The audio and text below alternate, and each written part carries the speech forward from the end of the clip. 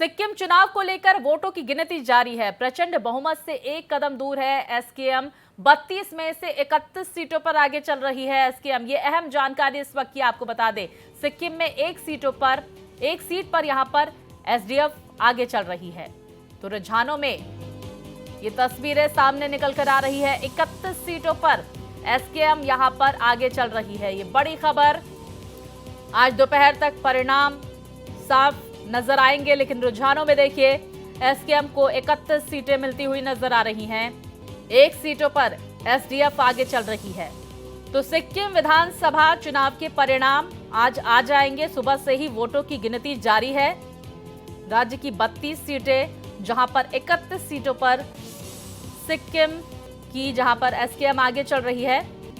और विस्तार से जानकारी के साथ मेरे सहयोगी मोहित हमारे साथ जुड़ गए हैं। मोहित, देखिए सिक्किम की अगर बात की जाए विधानसभा चुनाव के परिणामों की, तो एसकेएम यहां पर 31 सीटों पर रुझानों में आगे नजर आ रही है। लेकिन अरुणाचल प्रदेश का भी हम जिक्र जरूर करेंगे, जहां पर बीजेपी प्रचंड बहुमत की तरफ, प्रचंड जीत की तरफ बढ़ती हुई यहां पर नजर आ रही है।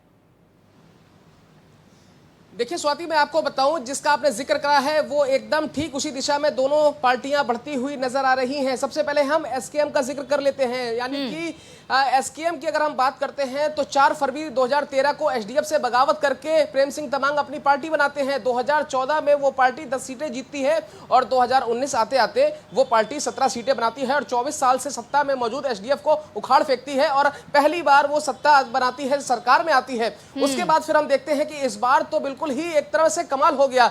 एसकेएम ने जीतते हुए, यानी कि आप देख लीजिए कि 32, अगर हम देखें टोटल 27, 4 सीटें वो जीत चुकी है, 27 पर आगे चल रही है, यानी कि कुल मिलाकर 31 सीटों पर वो आगे चल रही है। एक सीट जो है एसडीएफ के खाते में गई है। अब आप एक बात समझ लीजिए कि अगर 24-25 सालों से जो सरकार जमी हुई है उसको किस तरीके से नई पार्टी बनाकर बगावत करके उखाड़ फेंकने का अगर काम किया है तो किसी ने किया है, तो वो एसकेएम ने किया है, प्रेम सिंह तमांग ने किया है। अब एक बात आपको समझनी पड़ेगी, जो सिक्किम की एसकेएम पार्टी है वो लोकसभा में तो बीजेपी के साथ है, लेकिन विधानसभा का चुनाव वो अकेले लड़ रही है। स्वाति, एक बात और भी समझनी पड़ेगी, ये इस ओर भी इशारा करता है कि जब प्रेम सिंह तमांग बीजेपी के साथ लोकसभा का चुनाव लड़ रहे हैं तो एक मैसेज भी गया कि कम से कम लोकसभा में ये पार्टी साथ है, तो कहीं ना कहीं जो मोदी फैक्टर है उसका भी फायदा प्रत्यक्ष तौर पर नहीं तो अप्रत्यक्ष तौर पर जरूर एसकेएम को मिला है। और आप देखिए कि जिस तरीके से विधानसभा के वो परिणाम आए, ये भी कहीं ना कहीं एक आपसी तालमेल का अच्छा मुजाहरा पेश करते हैं। अब हम दूसरी तरफ आते हैं अरुणाचल प्रदेश में।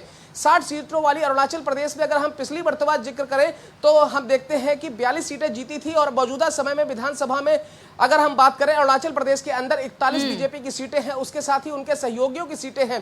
तो इस बार भी पेमा खांडू की सरकार उसी दिशा में जाती हुई बढ़ रही है और आप देखिए कि इस बार 45 सीटों पर वो आगे चल रहे हैं। मैं लेटेस्ट अपडेट आपको बता रहा हूं, लेटेस्ट अपडेट इस समय मेरे पास आ गया है।